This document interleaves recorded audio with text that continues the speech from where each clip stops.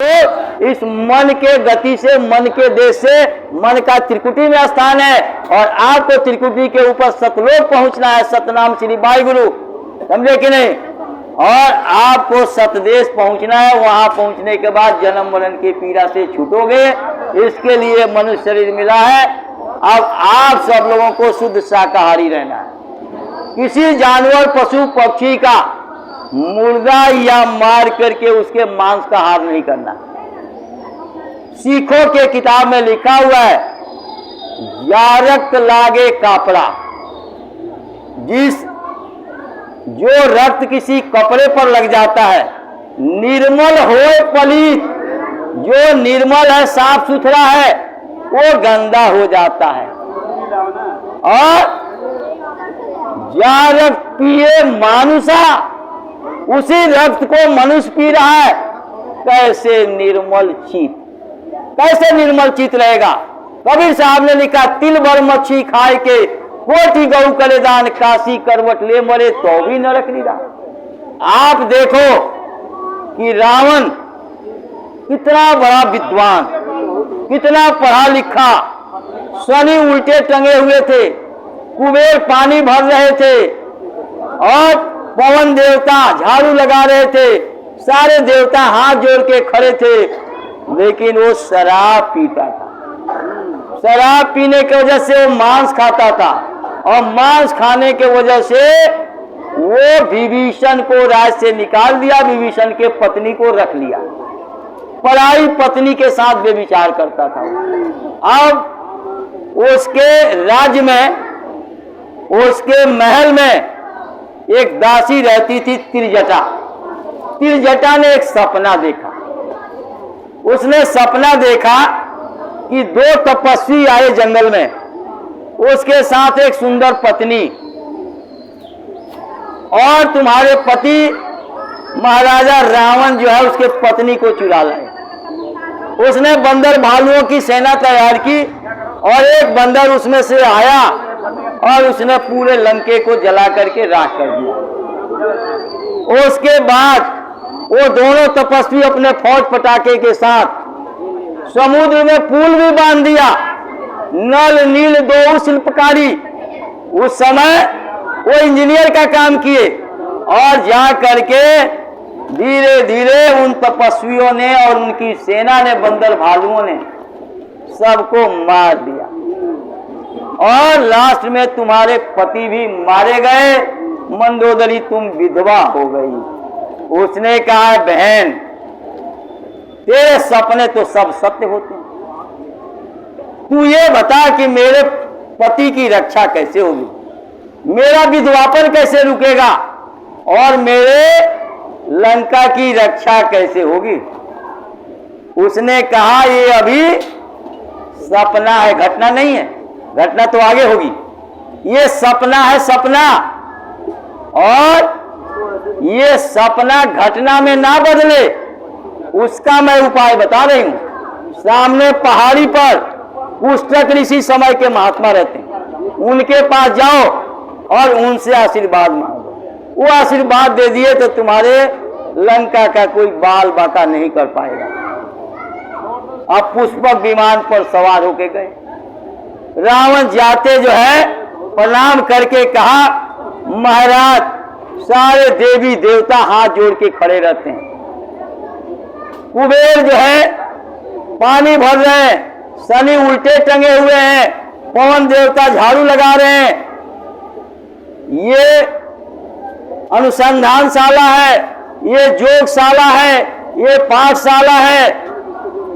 बोले रावण सब कुछ है, लेकिन एक चीज की कमी है। अरे महाराज आप आदेश करिए, मिनटों में मैं आदेश करूंगा, सारे देवता लग जाएंगे, तैयार हो जाएगा। पुस्तक ऋषि ने कहा, ये 1 दिन 2 दिन, साल 2 साल 5 साल 10 साल में ये बनने वाला काम नहीं है। बोले फिर भी आदेश तो करिए। बोले मैं क्या आदेश करूं? आपके यहां चरित्र निर्माणशाला नहीं है, चरित्र निर्माणशाला नहीं है। और ये 2, 4, 5, 10 साल में चरित्र निर्माणशाला नहीं बन पाएगा। इसलिए लंका जलेगी, रावण मरेगा, मंदोदरी विधवा होगी और ये सपना घटना में तब्दील हो गया। ये घटना हुई। ये जो कुछ भी हम लोग कर्म कर रहे हैं, कर्मों का बादल बौंडर बनेगा, बहेगी बरसेगी तेरे पापों की धारा, सुनते तो जाओ संदेशा हमारा। आपको मालूम है सुशील कुमार जो स्वर्ण पदक विजेता कुश्ती के, हम और जगनारायण जी और चंदी गांव गए थे, हाथी पर बैठे हुए, माला पहने हुए, राज सम्मान हो रहा उनका और बैंड बाजा बज रहा और बतासे और पैसे लुटाए जा रहे हैं, लोग गांव वाले सब नाच रहे हैं। आज वो कहां बैठे हैं मालूम नहीं होगा आप लोगों को। तिहाड़ जेल में बंद है सुशील कुमार। कुश्ती में दुनिया में उनके मुकाबले का कोई पहलवान नहीं था और वो सुशील कुमार आज तिहाड़ जेल में बंद है। जैसे साइकिल की तिल्ली कभी नीचे कभी ऊपर। आप झूठा गरुड़ गुमान अहंकार कर रहे हो। आपका कर्म कहां ले जाके पटक देगा कुछ पता नहीं है, इसलिए करने से पहले विचार करो। इसलिए कबीर साहब ने तिल भर मच्छी खाए के कोटि गौ करे दान, काशी करवट ले मरे तो भी नरक निदान। और बाबा जय गुरुदेव जी ने क्या कहा, आज तो आप क्विंटलों बकरी मछली खाए, आपने कितने जानवरों को खा गए, मार डाले, सब माफ। कब? जब आज से नहीं खाने का संकल्प ले लो। किसी भी जानवर पशु पक्षी के मुर्दे मांस का आहार नहीं करूंगा। मेरा बेटा खाए खाए, मेरा पति खाए खाए, मेरी पत्नी खाए, मेरा पड़ोसी खाए, मेरे रिश्तेदार खाए, क्योंकि मेरे कर्मों का भुगतान उनको नहीं करना, उनके कर्मों का भुगतान हमें नहीं करना। जब राम अपने पिता को नहीं बचा पाए, श्रवण कुमार को मार दिया, श्रवण कुमार के माता पिता तड़प करके प्यासे अपना प्राण गंवा दिया, लेकिन हत्यारे दशरथ के हाथ का पानी नहीं पिया। उस तरह से राम की याद में दशरथ को भी तड़प के मरना पड़ा। गंगा पुत्र भीष्म पितामह जिनको इच्छा मृत्यु का वरदान मिला था, 9 दिन तक बाण सज्जा पर पड़े हुए हैं और महाभारत की घटना को देख रहे हैं।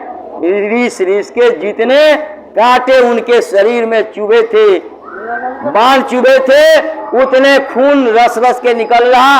9 दिन में वो 9 दिन बाद मरे थे और 9 दिन में वो सांप भी मरा था जिसको उन्होंने बाण मार के और 2 टुकड़े करके बबूल के कांटे पर फेंक दिया था।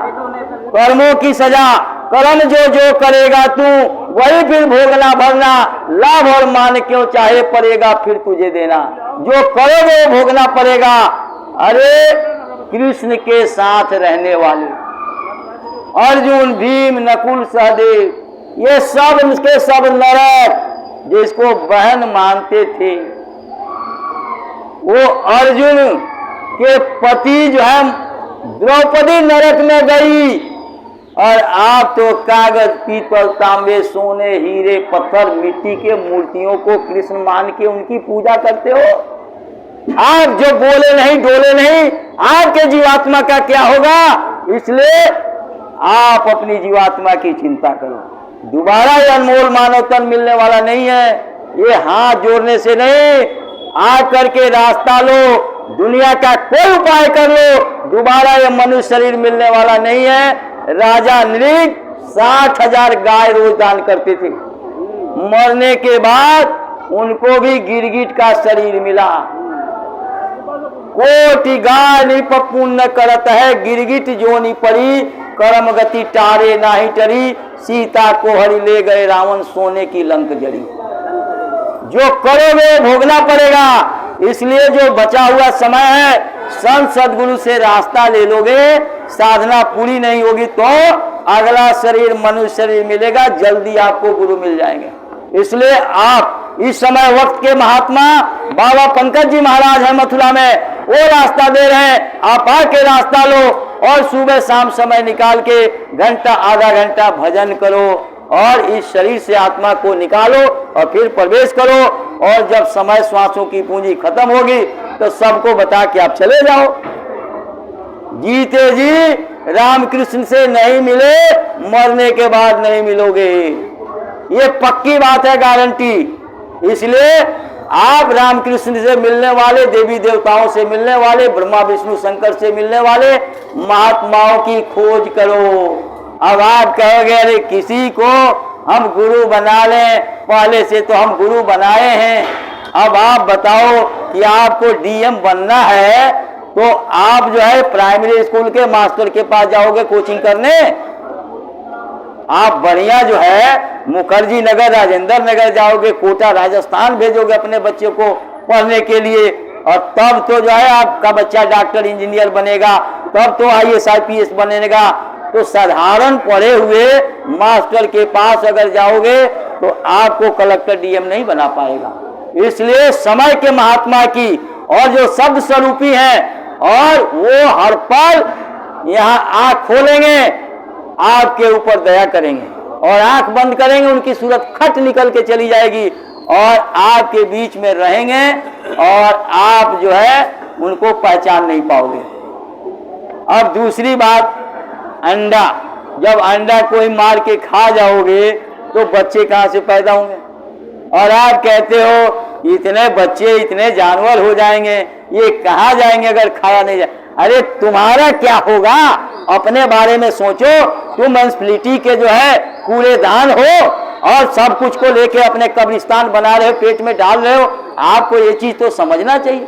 अंडा भी मत खाओ, अंडा में यूरिक एसिड होता है, कोलेस्ट्रॉल बढ़ जाता है, उससे हार्ट अटैक, ब्लड प्रेशर और ज्वाइंट्स पेन की तकलीफ होती है, और रोज डॉक्टरों के पास जाते हो, डॉक्टर रोज दवाई बदलता है, आपकी बीमारी ठीक नहीं होती, और सारा धन आपका डॉक्टरों के पास अस्पतालों में जा रहा, और आपका लड़ाई झगड़े कोर्ट कचहरी में जा रहा। इसलिए, और दूसरी बात कि शराब जो सबसे खराब है, जो पत्नी माँ बाप की सेवा को, प्यार को, परवरिश को भुला करके और पति को परमेश्वर मान रही है, और रात के 12 बजे दिवाली वाले दिन शराब पी के आते हो, और बेलन निकाल करके तरातर मार रहे हो बीवी को, और बीवी हाथ जोड़ के कहती है मेरे पति परमेश्वर, कुछ बच्चों का ख्याल कर लो, बच्चों के पढ़ाई लिखाई, मेरे इलाज का। तो वो पति कहता है कि मैं तेरे बाप का पिता हूं। अब बाप बताओ कि जो आपको परमेश्वर मानती है, आपका भी तो फर्ज है इनको देवी मानो, लेकिन आप रात के 12 बजे बेलन से असली लक्ष्मी को बेलन से मार रहे हो, और नकली लक्ष्मी के सामने ईंट पत्थर, सोने और पीतल और चांदी की मूर्ति के सामने दिवाली वाले दिन फल और मिठाई रखते हो। दुनिया कैसी है निराली। इसलिए आप शराब जो है, गोस्वामी जी महाराज ने लिखा, सुर सरी जल कृत बारू न जाना, ते ही न संत करे पै पाना। गंगा जल भी के नाम पर अगर शराब का एक बूंद आपके शरीर पर गिर जाए, जिंदा जला के काट करके उस हिस्से को जिस्म से जुदा कर दे, तो भी तेरी गुनाहें माफ नहीं होगी। तू खुदा से जुदा काफिर गुनाहगार हो जाएगा, खुदा तेरी इबादत कबूल नहीं करेगा और दोजख में डाल देगा। मैं सच्ची एक कहानी बता रहा हूं जो हदीस में मुसलमानों के लिखा हुआ। एक मुसलमान एक मौलवी को जाके बोला, महाराज मेरी बेगम आपको याद कर रही है। जो हदीस में लिखा वो बता रहा हूं मैं। अब जो है जैसे नमाज पढ़ा करके फारिग हुए, तुरंत जो है मौलवी साहब आए। मौलवी साहब की पत्नी ने कहा साहब आ जाइए अंदर। अंदर घुसे, पति को बाहर कर दिया और कुंडी बंद कर दी। उसने कहा ये टेबल पर 2 प्याले पड़े हैं और ये शराब की बोतल है, इस शराब की बोतल को खोल करके इसमें से थोड़ा सा शराब पी लीजिए। बोले तोबा तोबा, हमारे हदीस कुरान में शराब के लिए इजाजत नहीं है, मैं ये गुनाह नहीं करूंगा। उसने कहा अच्छा, ये तलवार उठा लिए खूंटी पर से और ये बच्चा जो 6 महीने का सोया हुआ है इसका गर्दन कलम कर दीजिए। अरे जो इंसान की हत्या करता है, कत्ल करता है, दोबारा इसको इंसानी जमा नहीं मिलता, मैं ये गुस्ताखी नहीं करूंगा। उसने कहा फिर मेरी इज्जत लूट लीजिए। बोले जो पराई पत्नी की इज्जत लूटता है वो सीधा दोजख में जाता है, मैं ये काम नहीं करूंगा। उन्होंने कहा तीनों में से कौन सा करेंगे, जल्दी बताइए, तीनों में से ये करना है। उन्होंने कहा पराई पत्नी की इज्जत तो लूटूंगा नहीं, बच्चे का गर्दन कलम करूंगा नहीं। चलो थोड़ा सा इस प्याली में शराब डाल दो, अपना कान पकड़ के तोबा तोबा करके खुदा से गुनाहों की माफी मांग लूंगा। उस देवी ने उस प्याली में थोड़ा सा शराब डाला।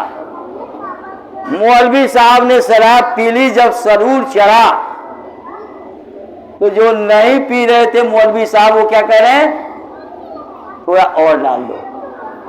जो नहीं पी रहे थे वो कह रहे हैं थोड़ा और डाल दो। और जब थोड़ा और पिए और जब पूरा सरूर चढ़ा तो पूरी बोतल उठाए और गट गट करके पी गए, जो नहीं पी रहे थे। मैं नहीं कह रहा हूं, ये हदीस में लिखा हुआ, मुसलमानों के हदीस में लिखा हुआ। उसके बाद अब आओ देखा न था, उस औरत को बिस्तर पर पटक दिया। तब तक वो बच्चा जग गया। बच्चा के जगते ही जब रोने लगा, नशे में तो थे, उन्होंने कहा कम वक्त कहीं के, तुम मेरे काम में खलल पैदा करता है। उसने खूंटी पर से तलवार खींची और बच्चे का गर्दन कलम कर दिया और औरत की भी इज्जत लूट दी। ये शराब जो सबसे खराब, गुरु महाराज कहते थे 1000 बुराइयां शराब में। बड़े बड़े एस्टेट बिक गए, बड़े बड़े एस्टेट बिक गए, बड़े बड़े राजा महाराजा, बड़े बड़े जमींदार पूंजीपति और बहुत लोगों की फैक्ट्रियां और कारखाने बिक गई, सड़कों पर आ गए। इसलिए शराब बहुत खराब है। आप सब लोग ये समझो कि आप लोग शुद्ध शाकाहारी, चरित्रवान, त्यागी, तपस्वी रहो। ये लड़ाइयां लगने वाली है और ये लगेगी। गुरु महाराज ने कहा चंडी एक देवी है, देवता, वो मसाल लेके निकलेगी, सारी दुनिया का धन और सारी दुनिया का अन्न, और उसके बाद राष्ट्रपति प्रधानमंत्री के बुद्धि में वो घुस जाएगी। बटन युद्ध होगा, रामकृष्ण नहीं आएंगे, बटन युद्ध होगा। और अभी उसकी शुरुआत है। जैसे आप चावल बनाते हो, चावल का एक दाना निकाल के टटोल के देख लेते हो कि भाई ये चावल बन गया, पतीला उतार के रख लेते हो। उस तरह से कुदरत ये खेल करने जा रही है। 12-12 कोस पर दिया जलेंगे, 12-12 कोस पर दिया। मांस, मछली, अंडा, दारू यदि न छोड़बा भाई, देशवा विदेशवा में हो जाए लड़ाई। और मांस को मरिए हिंदू, मुस्लिम और क्रिश्चियन, बदली हिंदुस्तान तो बदल जाए दुनिया।